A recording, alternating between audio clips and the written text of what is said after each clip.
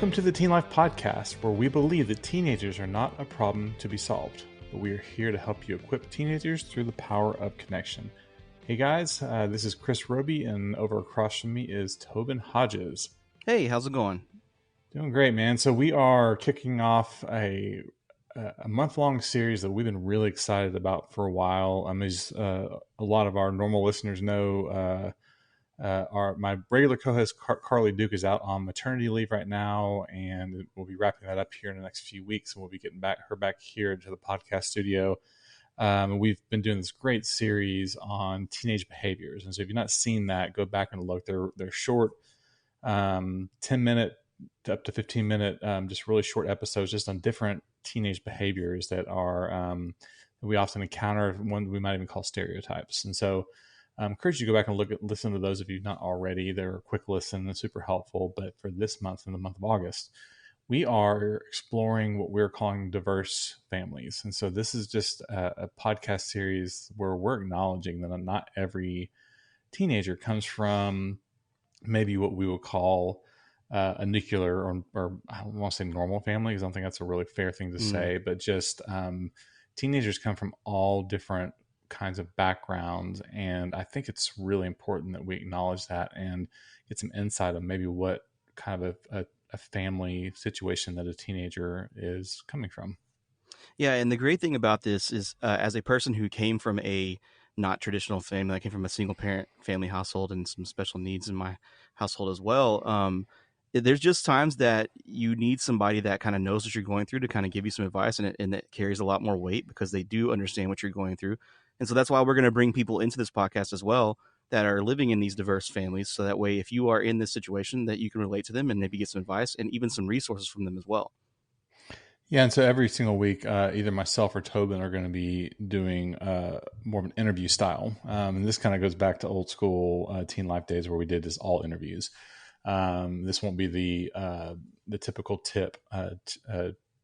topic and trend format that we have been doing. We'll get back to that in this coming school year. But for this next 5 episodes, it's going to be a topic that is around a diverse family situation. And we're going to interview someone who's right in the middle of it, someone who has experienced that or at one time or is presently experiencing that kind of family. And so we're really excited about that. And so for this episode, Tobin takes the very first interview. And so Tobin, we're really excited about that. Yeah, so this week we're going to start with a diverse family that we would like to call a family that is through foster or adoption. And in this case, we actually have someone who went through both sides of that and also works for an organization, Our Father's Children, that deals with foster and adopted children as well. So this is a great way to kick off our series. So I hope you enjoy this interview with Danielle on a foster and adoption family. All right, so we have Danielle Bogart here from Our Father's Children, who's actually been a friend of mine for years. So, Danielle, tell us a little bit about your family and your background with adoption and Our Father's Children. Let's see, my background. I am originally from Michigan, so it's real hot here. Yeah, I don't know why people live here in the summer. We're currently recording, and it's like 111 outside. Yeah, so, it's not a good look. And the AC just went out on my truck this week, so I feel like that tracks for Texas summers. I am married. My husband's name is Calvin. You guys are both Texas Tech alum. We are. And he and I have 3 children. We have our oldest, Dagger, who just turned 17 in May. And then our 2 daughters, Covey, who is turning 10 in like 2 weeks and can't hardly stand it. She's so excited for her birthday. And then our youngest, Bacall, who just turned 7 last month. Wow. So you mentioned Dagger, and the reason you are with us today is because of your own foster and adoption journey. So as we start our series with diverse families this month, one of the families we wanted to highlight is families that foster and adopt. And you've done both of those things. So can you give us a little background of your foster and adoption journey? Yeah, so when Calvin and I were dating, had started having conversations about looking at our future and trying to decide if we were going to be compatible for the long haul. And something we talked about was having a diverse family. Adoption had impacted Calvin's family. His dad is actually adopted. And so it was always part of the conversation that, yeah, we would be open to this down the road. And oddly enough, in 2009, Calvin got involved with Our Father's Children, which is a nonprofit that serves children ages 6 through 18, primarily in the foster care system. So the reality is the ministry serves kids that have suffered abuse and neglect. So as you can imagine, a number of those kids end up in foster care because of that. We do see a number of kids who either have been adopted or are with a family member as far as kinship and things like that. But most of the kids we work with are living in foster care. So Calvin actually volunteered as a camp counselor in the summer of 2009. And then we ended up having a conversation after camp. We were still just dating at this point. And he said, if we're going to have a family, you're going to have to come serve with this ministry. And a year later, I was working for the ministry. So it impacted us pretty quickly. In 2011, we got married. Then in 2013, we had Covey and had served at camp for a handful of summers at this point. I was serving in all capacities, but Calvin was still really consistent coming to camp and, getting to know kids. But there was one summer in particular, he was like, you got to meet my kid. You got to meet my kid. And I said, you say that every summer. There's always a kid I have to meet. And he's like, no, this one's really different. So he introduced me to Dagger, and he's just this little toe-headed, squishy pumpkin of a kid. And we had been involved. Calvin had been involved with Big Brothers Big Sisters up to that point, and his little was graduating from high school, and that's kind of the cutoff with Big Brothers Big Sisters. And he'd really been struggling. Do I go back to Big Brothers and ask to be assigned a new little, or do I see about mentoring this particular camper? And when we got back from camp that week, he approached the foster mom, and she was not interested in, offering Dagger up to be a part of the mentoring capacity. So we just kind of thought, well, all right, he's not adoptable anyway, but Calvin really just thought this could be a kid in my life.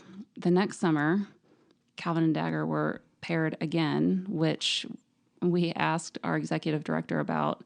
And he said, yeah, that's a God thing. I don't remember who's with who from year to year, and I don't go back and check my notes. So God put those two together again. At the end of the week, during their time at camp, Calvin learned that Dagger was in a new foster home at this point. So at the end of the week, he asked the foster mom, hey, would you put him through mentoring with me? And she said, well, his dad is supposed to get him back in August. That's going to be his final permanency hearing. And it'll determine whether or not he'll go back with dad. And I don't want to commit him to something if that's going to happen. Or I think it was early September, he got a phone call that his dad had no-showed at court and had lost his rights. So she signed him up for club. And by Thanksgiving, Calvin and I were having very pointed discussions about what could this look like for us, because he's adoptable now. And he fit with our dynamic. He and Covey got along really well, even though there was a bit of an age gap. We had people with concerns about us modifying, quote unquote, the birth order. What it would do to our biological child by bringing in an older sibling. And the way the two of them interacted, we didn't have any reservations about that at all.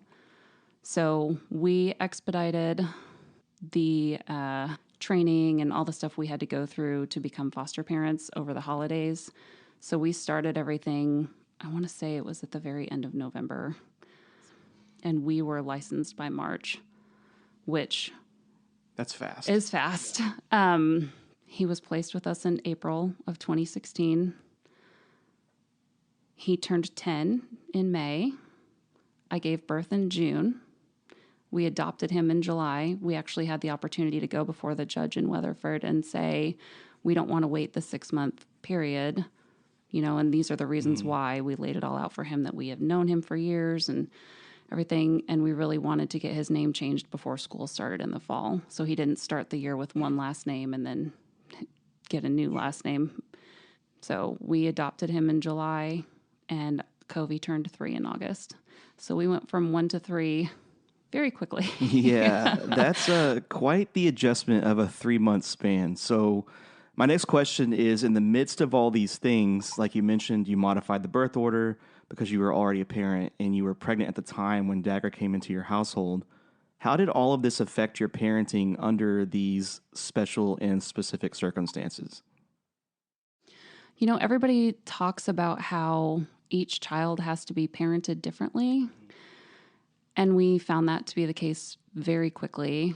But also going from really our only parenting experience, having been a toddler from infancy, to now we've got a 4th grader. Yeah.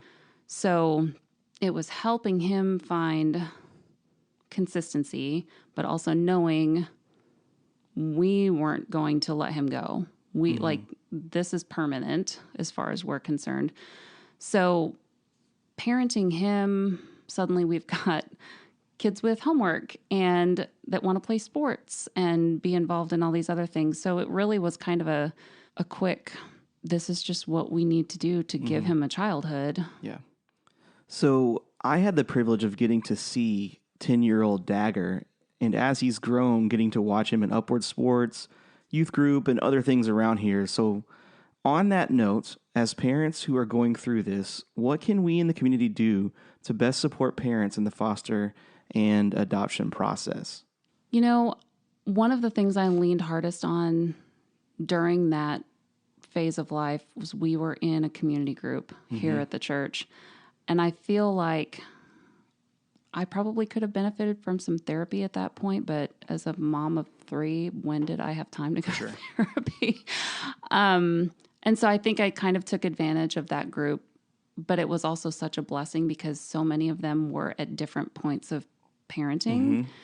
And so the perspective we got from that, but then also just the church offered like a 16-week parenting course. I think they still do. And of course, it's been a few years, so I don't remember what it's called, but that really gave us a lot of perspective too, just to be able to have people who are willing to listen and walk you through some of these different phases, because we had so many gaps. We felt confident in our ability to get to being good parents, but it was a multi-step process of us being able to lean on a lot of people. And we were just so thankful that we had a community of people to be able to do that with, and it be evident, especially in this church, who the people are that have fostered and adopted. And, because I have special access to some of those faces because of my job with Our Father's Children.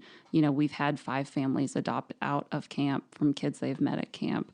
So I think people just willing to be open with their experiences, because then over time it's become really interesting. The people that I'll meet now, and something will come up about, well, we don't particularly get out in the world and go, well, he's adopted. Like, that's not something for him to lean on. He's just part of our family. I get told regularly that he looks like me. Like, oh, your son looks just like you. And I just say, thank you. Yeah. He is my son. But having people in my life now that are like, oh, well, I'm adopted. And I'm like, I never would have known that. And not that this is, an identity thing, but also just being able to have conversations about the experiences around this and normalize it to where, the adopted kids don't feel weird or outcast or, because I think there's still some of that stigma attached, especially with kids who maybe have to admit that they're in foster care. And it's something that no one else that hasn't gone through this can even fathom. And so whenever you do connect with people who can understand what you're going through, it adds that extra layer of protection in conversation as well, which is great. So we talked about the parents. How can we as a community support and love the teenagers of these families? So Dagger is 17. He's about to be a senior in high school. How can we go through and support them you see as a mom? I think one of the biggest hurdles we're seeing, of course, I'm sure, and you can probably attest to this with your experience in teen life, is that teenagers don't want to listen to mom and dad, even though mom and dad have been walking around and experiencing a lot of life and have some valuable insight. And I think it's been really helpful to have created relationships in his life where he has other adults that he can trust and talk to, and, coaches and mentors and just different people he can just lean on. And I think that's so invaluable for other adults to be willing to come alongside students, whether it's from the teen life perspective of, going and meeting with the same group of kids week after week and pouring into their lives that way. Just being willing to show up and, come alongside these teenagers and say, like, you don't have to get in their face and say, well, your mom and dad are right about things. Like, there are other perspectives to be had, but it's like that, you've got somebody in your life who's consistently telling you, you should try this, you should try this, you should try this. And you don't want to hear it from them. But as soon as somebody else recommends it, you're like, oh yeah, that sounds great. I should try that. And so I think being willing to, be an ally for different parents to help kids grow into their communities it's invaluable. It's really what was intended for us to be in each other's villages. We would not be, Calvin and I would not be where we are as parents or just as people if it weren't for the people in our village. Yeah. So what I'm hearing you say is, hey, they're just teenagers, and just like every other teenager. And so maybe part of that also is not assuming that they are not just like any other teenager, but also knowing that because of the background that they've been through, we might need to be a little bit more concerted in our efforts to be there for them and love them, because they do have a different background, different upbringing a little bit. And so, yeah. And I feel like, between the background and what they're really trying to battle with is an understanding of, why wasn't I loved? Why wasn't I cared for? Why wasn't I wanted? Because they easily can look around at their peers or even sometimes their siblings and see that the reception and the reaction is vastly different, and they just want that for themselves. Now, without being specific and calling out, what do you wish someone did to support your kids? Or was there anything that you think didn't happen, or maybe with perspective you wished it would have happened that would have helped with your particular family situation? I think for us, I struggled early on because we went from having a toddler at home to now we've got a school-age child. And I didn't get the easy, dip your toes in through kindergarten and then help them figure everything out from there. Suddenly I've got a child that's about to go into the 5th grade and I am clueless. I don't have the orientations and here's how these, websites where you can check their grades and communicate with the school. I didn't know any of that. So when we came in, and knowing I needed to enroll him in school, knowing I needed to give him, an education, this is my responsibility now. And the school essentially knowing from a paperwork perspective what they need, and then here are his teachers, and he just needs to show up at this time. But then me still not having the resources or have been given any kind of tutorial on, hey, these are important things that parents have been working through since kindergarten. And so it was really a crash course of me having to just humble myself and say, I need help. I don't know what any of this means. Which is really hard to do and intimidating in a school setting. Because as a former teacher, you're kind of whisked in there and like given a stack of things to do, and that there's also 700 plus other kids that you have to do that with. And so from a school perspective, it's just hard because there's so much going on. But that's good that you're saying that, because like in my years of working in education, like I'm not sure that I ever saw this particular situation, at least not to my knowledge as a classroom teacher. But if there's any school staff listening, it's good to hear like, hey, if we do have a person that's coming from an adoptive family, maybe it's just a quick check-in to see like, hey, how long has this person been a parent, and how long, like, are they jumping into this directly? Because like every adoption situation from my perspective is different. Like there's some people that their first kid that they adopt, or their first kid is an adoptive kid, and then they might have others later, or sometimes it's their last kid, and sometimes it's in between. And in your case, like you decided to have a spread, you know, like immediately. And so just like a teenager, every situation is different. So I guess as a former school staff person, what I'm hearing you say is maybe just taking a little bit extra time to make sure that this person that's coming in with a different situation is being heard and has their needs met and stuff like that. Yeah, that definitely, I think, would have changed our situation early on. And, you know, partially simply because I had an infant and a toddler at home, and then I'm trying to navigate all the school stuff, which clearly we figured out. He's going to be a senior next month. Oh my gosh. It's crazy. Yeah, it's crazy. But you know, even some things with the high school, I feel at this point I don't have any excuse to be kind of clueless on what's going on at the high school, but at least I can talk to other parents and like, I don't know, once they get to high school, nobody tells us anything. So I guess part of that at least is helping prepare these kids for having to be their own advocates when they do graduate. But then there's still a little part of me that's like, but I didn't get the first 10 years. Like I should still get 10 more years of him being at school to help him, you know, figure stuff out. So. Okay, so last thing, you do work for a nonprofit called Our Father's Children. I do. Just tell us a little bit about Our Father's Children and how the listener can maybe get to know your organization a little bit better. Sure. So I mentioned before, Our Father's Children serves kids ages 6 through 18. We do that through week-long summer camps called Royal Family Kids Camp. Royal Family is actually an international organization. There are Royal Family Kids Camps around the world, which is bonkers. We have actually been serving our communities since 99. So it's been 25 summers of camp, which is awesome. Summer camps are for boys and girls ages 6 through 11. And pretty much the prerequisite to come to camp is that they have had CPS involvement. So we are actually leaving this Sunday. Well, I say that this podcast is probably going to come out after that, but we have a third session of camp we're about to embark on, and we will have served close to 300 kids this summer, roughly. That's awesome. Yeah. And that's pretty cool. We also do weekend retreats for teenagers. So we have a middle school retreat twice a year and then a high school retreat twice a year.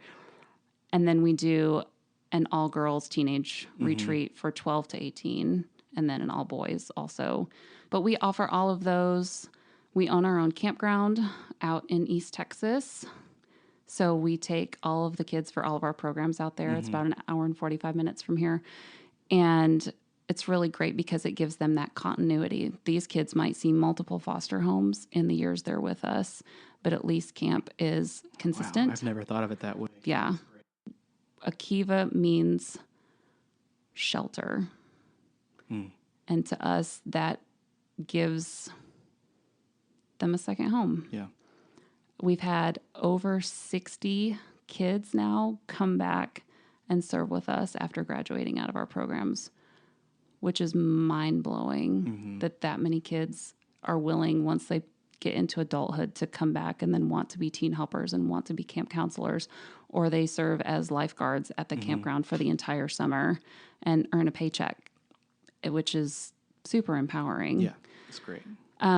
But we always need volunteers. We operate summer camp on a 2-to-1 camper to counselor ratio. So it's not like traditional camps where you volunteer and you've got like 12 kids that you're herding all week.